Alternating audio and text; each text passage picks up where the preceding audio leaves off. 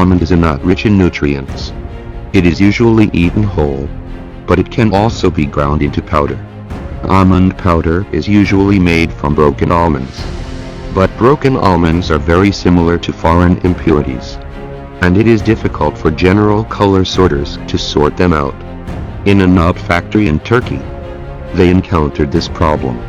They tried to recycle the waste sorted by other color sorters. They decided to use the artificial intelligence color sorter produced by GroTech for sorting.